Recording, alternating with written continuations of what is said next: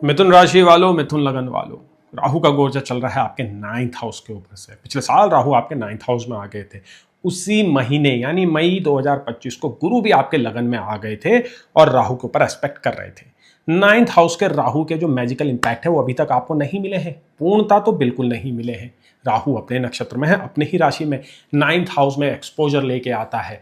Horoscope का जो luck factor है उसको वो एम्पलीफाई कर देता है, क्योंकि राहु एम्पलीफायर के नाम से जाना जाता है। और राहु के जो डिपॉजिटर हैं जो कि सैटर्न शनिदेव, वो आपके 10th हाउस से ट्रांजिट कर रहे हैं। यानी हॉरोस्कोप का जो सबसे ऑस्पिशियस हाउस है 9th हाउस, उसके ऊपर राहु, और हॉरोस्कोप का जो सबसे स्ट्रॉन्गेस्ट केंद्र हाउस है वहां पे राहु का डिपॉजिटर सैटर्न का गोचर चल रहा है। ज्योतिष गणनाओं में ऐसे गोचर काफी इंपॉर्टेंट माने जाते हैं। लाइफ में ब्रेक थ्रू आता है, इंपॉर्टेंट इवेंट्स होते हैं, और यही वो ट्रांजिट है जो हमें हमारे पोटेंशियल से अवेयर कराते हैं। हॉरोस्कोप के राजयोग और धनयोग को भी एक्टिवेट करते हैं। अब आपको अपनी लाइफ में 18 साल बाद राहु का ये गोचर मिलेगा 9th हाउस के ऊपर, अपनी राशि के ऊपर, अपने नक्षत्र के ऊपर। मात्र 6 महीने बचे हैं और अब हम इस वीडियो में जानेंगे कि कैसे राहु आपको यहाँ पे इंपैक्ट करने वाला है, क्योंकि गुरु का एस्पेक्ट अब राहु के ऊपर से हट गया है। देखिए, गुरु और राहु की प्रवृत्ति बिल्कुल अलग होती है, और गुरु का एस्पेक्ट राहु के ऊपर, राहु के जो इंपॉर्टेंट इवेंट्स हैं, राहु के जो इंपॉर्टेंट एस्पेक्ट्स हैं, उनको वो डिमिनिश कर देता है। अभी कुछ दिन पहले ही जुपिटर का एक्सॉल्टेशन हुआ है। जुपिटर अब आपके 2nd हाउस में एक्सॉल्टेड हो गए, राहु के ऊपर से उनका एस्पेक्ट हट गया है। तो अब राहु के ऊपर से गुरु का पंजा हट चुका है। राहु अब फ्री हो चुके हैं आपको रिजल्ट देने के लिए। अपने एलिमेंट में राहु अब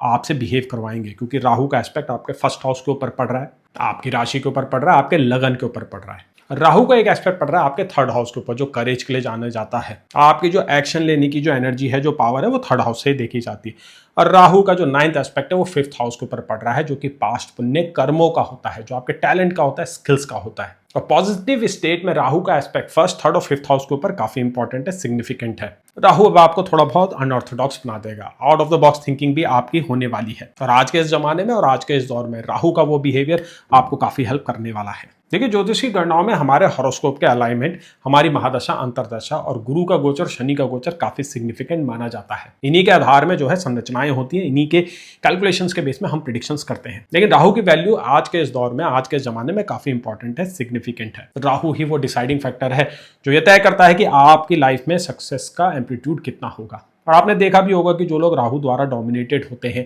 या जिनकी कुंडली में राहु काफी ऑस्पिशियस स्टेट में, उनको सक्सेस बड़ी इजीली मिल जाती है। अपने एनवायरनमेंट पे उनका बहुत अच्छा कंट्रोल होता है, इजीली अपनी बात मनवा पाते हैं और इजीली अपने काम भी वो करवा लेते हैं। राहु की कोई राशि नहीं है, राहु का कोई एक पर्टिकुलर हाउस नहीं है, छाया ग्रह है राहु। तो पॉजिटिव स्टेट का राहु ज्यादा समय बर्बाद नहीं करता, सीधा आपको डायरेक्ट रिजल्ट देता है। सामने आपको अपॉर्चुनिटी आ जाती है और अपॉर्चुनिटीज आपको दिखने भी लगती है। एनर्जी कन्वर्जेशन, टाइम कन्वर्जेशन में राहु नंबर 1 है। मैनिफेस्टेशन के मामले में भी राहु नंबर 1 है। तो राहु की यही पॉजिटिव एनर्जी, यही मैनिफेस्टेशन की पावर, टाइम कन्वर्जेशन की पावर, मैनेजमेंट की पावर अब आपके ऊपर भी आने वाली है। तो आने वाले 6 महीने में आपको दिखेगा कि आपके पास अपॉर्चुनिटी खुद से आ रही है। 9th हाउस सीनियर्स का होता है, तो सीनियर से आपको जो है एक्स्ट्रा सपोर्ट मिलेगा। 9th हाउस आपके लॉन्ग डिस्टेंस ट्रैवल का भी होता है। अब्रॉड रिलेटेड मैटर में 9th हाउस का बड़ा इंपॉर्टेंट रोल होता है, और राहु ऐसे भी अब्रॉड के ही कारक है। तो अब्रॉड रिलेटेड अपॉर्चुनिटीज आप लोगों के लिए आने वाली है। वर्क स्पेस में आपके जो इश्यूज चल रहे थे, जो घबराहटें आपको अब तक हो रही थी, जो इनसिक्योरिटी आपको महसूस हो रही थी, वो भी दूर होगी।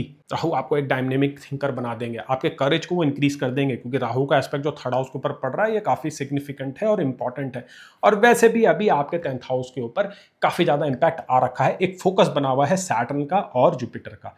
जुपिटर आपके 10th हाउस में एस्पेक्ट कर रहे हैं एक्सॉल्टेड स्टेट से, और सैटर्न आपके 10th हाउस के ऊपर ही ट्रांजिट कर रहे हैं। राहु छाया ग्रह है, तो वो सैटर्न के रिजल्ट भी देंगे यहाँ पे। तो क्लियरली दिखाई दे रहा है कि इस आने वाले 6 महीने में आपके कैरियर में, आपके स्टेटस के अराउंड और आपके आइडेंटिटी के अराउंड कोई इंपॉर्टेंट इवेंट होने वाले हैं, जिसका प्रभाव आपके जीवन में आगे जाके पड़ेगा। देखिए, राहु का ट्रांजिट दोबारा 18 साल बाद होगा, और कई लोगों के लिए 18 साल बाद के इवेंट इतने वैल्यू भी नहीं रखेंगे। अगर आप अपनी 40s में है, 50s में है, तो 18 साल बाद राहु का गोचर के मायने बदल जाएंगे। तो आपके कैरियर का जो पीक है, आपके स्टेटस का जो पीक है, वो इसी समय में आने वाला है। एटलीस्ट आधार तो डलने वाले हैं कुछ लोगों के लिए। कुछ लोगों को डायरेक्ट इंपैक्ट भी मिलेगा, डायरेक्ट रिजल्ट्स भी मिलेंगे। अभी आप ही की राशि है, आप ही का वो लगन है जिसका 10th हाउस इतना एक्टिवेट हो रखा है।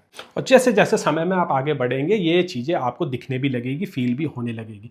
खासकर 18 जून से, क्योंकि 18 जून से जुपिटर पुष्य नक्षत्र में आ रहे हैं, नक्षत्र बदलने वाला है, और जुपिटर आ जाएंगे आपके सैटर्न के नक्षत्र में। तो सैटर्न कहाँ बैठा है? आपके 10th हाउस के ऊपर। और सैटर्न किसका डिपॉजिटर है? राहु का डिपॉजिटर। तो यहाँ पे सैटर्न, जुपिटर और राहु नक्षत्र लेवल पे कनेक्टेड होने वाले हैं। ऐसी इनकी डीप लिंकेजेस काफी समय बाद देखने को मिल रही है। और आपके हॉरोस्कोप में, आपकी राशि में वो सेंटर पॉइंट बन रहा है 10th हाउस के ऊपर। और एस्ट्रोलॉजी कैलकुलेशन में ऐसा समय सबसे सिग्निफिकेंट माना जाता है। देखिए हम ज़्यादा दूर नहीं है जुपिटर के डीप एक्सॉलेशन से, जो कि होता है पुष्य नक्षत्र में, और 27 जून को ये होने वाला है। और जुपिटर के डीप एक्सॉलेशन के ऊपर, जुपिटर के पुष्य नक्षत्र के ऊपर जो जर्नी है उसका जो इम्पैक्ट आपके ऊपर है, उसके लिए मैं सेपरेट वीडियो अभी बनाने वाला हूँ। तो अगर आप चैनल में नए हैं तो चैनल को सब्सक्राइब कीजिए, वीडियो को लाइक कीजिए, ताकि ऐसे ही अपडेट आपको अपनी राशि के लिए, अपने लगन के लिए मिलते रहें। अब राहु क्या है ना, करंटली तो देखिए अपने नक्षत्र में सप्तभिषा नक्षत्र में है। उसके बाद अगस्त में राहु क्या होगा, आपके आ जाएंगे धनिष्ठा नक्षत्र में, जिसके रूलर है मार्स। और मार्स आपके हॉरोस्कोप में रूल करते हैं 11th हाउस ऑफ गेन्स को। तो समय में जैसे जैसे आप आगे बढ़ेंगे, आपके फाइनेंशियल प्रोस्पेक्ट भी इंक्रीज होते जाएंगे, बेटर होते जाएंगे। खासकर बिजनेस में, अगर आप बिजनेस में इन्वॉल्व हैं या बिजनेस स्टार्ट करना चाहते हैं, तो इन आने वाले 6 महीने में राहु आपको काफी सपोर्ट करने वाला है, एक्सपेंशन आपको वो देने वाला है। फिर से मैं रिपीट कर रहा हूँ, ये जो संयोग बन रखा है आप लोगों के केस में 10th हाउस के ऊपर जो इतना कंसंट्रेशन आ रखा है इंपॉर्टेंट प्लैनेट्स का, ये 18 साल बाद रिपीट होगा। तो कोई बड़ा फैसला अगर आपको लेना है, कोई बड़ी योजना आपको बनानी है, तो वो समय यही है। आपका पर्सनल हॉरोस्कोप भी मैटर करेगा, क्या दशाएं चल रही है, क्या अंतर दशाएं चल रही है, जिसके लिए आप कंसल्टेशन ले सकते हो, समझ सकते हैं कि कैसे आपके लिए लाइफ आगे बढ़ने वाली है, कैसे ये गोचर आपके प्रति रिएक्ट करेंगे और आप कैसे रिएक्ट करने वाले हैं, कैसे प्लान करने वाले हैं। देखिए मिथुन राशि के जो जातक होते हैं ना, काफी इंटेलिजेंट भी होते हैं और चीजों को बहुत सोच समझ के करते हैं। अपने 5th हाउस को वो बहुत ज़्यादा यूटिलाइज करते हैं, क्रिएटिविटी में काफ़ी आगे होते हैं, कैलकुलेशंस उनकी बहुत अच्छी होती है। तो बिजनेस में नेचुरली उनको एक एडवांटेज मिलता है। इवन क्रिएटिव फील्ड में भी ये देखा गया है कि जेमिनी पीपल बहुत अच्छा शाइन करते हैं। इनके तो 5th हाउस को वीनस ही रूल करता है, जो क्रिएटिविटी का मेन प्लैनेट है। अब देखिए राहु का एस्पेक्ट जा रहा है आपके 5th हाउस के ऊपर। Rahu out of box thinking देता है, अनऑर्थोडॉक्स जो है बिहेवियर भी कराता है। तो राहु का एस्पेक्ट या 5th हाउस के ऊपर, अगर आप क्रिएटिव फील्ड में हैं या अपनी कंपनी, अपने ऑर्गेनाइजेशंस के लिए आप आइडियाज बनाते हैं, तो राहु यहाँ पे आपकी क्रिएटिविटी को एक्सप्लोर करने वाला है।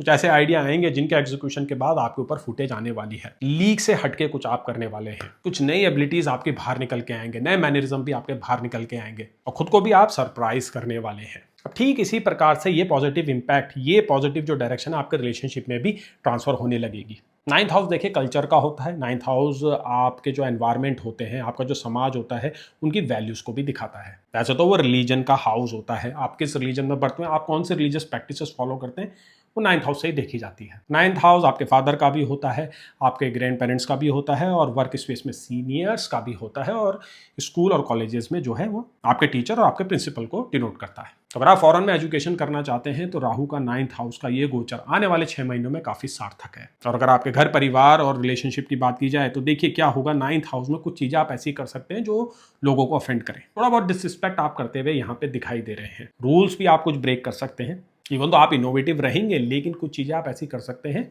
जो रूल्स एंड रेगुलेशन से बाहर हो सकती है और जिसके कॉन्सिक्वेंसेस आपको फेस करने पड़ सकते हैं। खासकर उन लोगों के लिए जिनके केस में मार्स और राहु का कंजंक्शन है, लीगल इश्यूज के अराउंड आने वाले 6 महीनों में राहु थोड़ा बहुत आपको परेशान कर सकता है।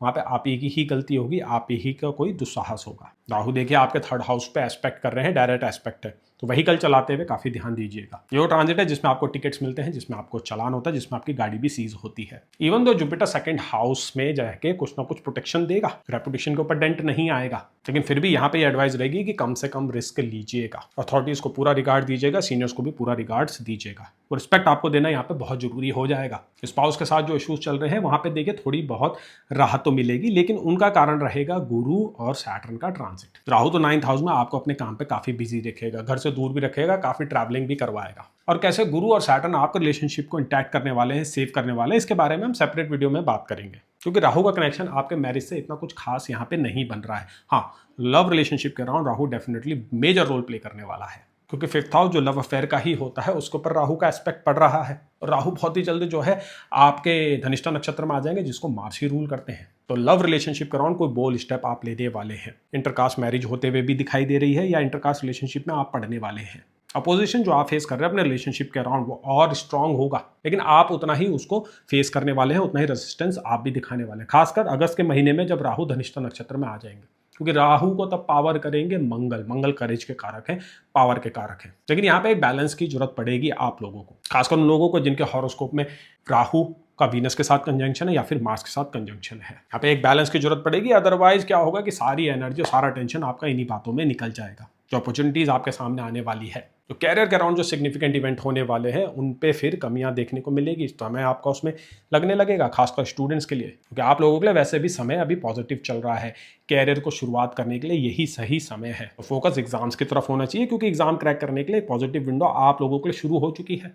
और समय में जैसे जैसे आप आगे बढ़ेंगे, गुरु का एक्सॉल्टेशन और डीप होता रहेगा, आपके कैरियर की शुरुआत होने की संभावनाएं बढ़ती ही जाएंगी, क्योंकि गुरु आपके लिए 10th हाउस लॉर्ड है। तो आपने क्या करना है, राहु का जो ये बचा हुआ गोचर है 9th हाउस में, उसको यूटिलाइज करना है कैरियर के फेवर में। रिलेशनशिप के अराउंड आप थोड़ा सा इंतजार कीजिएगा, समय को थोड़ा सा जो है रोकिएगा। आने वाले समय में 2027 में आपको भरपूर समय मिलने वाला है अपने रिलेशनशिप को लेके, बस अभी थोड़े से संयम की आपको जरूरत है। और हेल्थ के अराउंड देखिए, ये ट्रांजिट, राहु का ट्रांजिट काफी इंपॉर्टेंट है और पॉजिटिव नेचर का दिख रहा है। इवन दो आपकी भागदौड़ बढ़ जाएगी, खाने पीने की आदतों में जो है कुछ खराबी हो सकती है, लेकिन ओवरऑल आपकी जो वाइटिलिटी है, आपके जो एनर्जी लेवल है और एंथुजियाज्म है, यहाँ पर राहु बहुत हेल्प करने वाला है।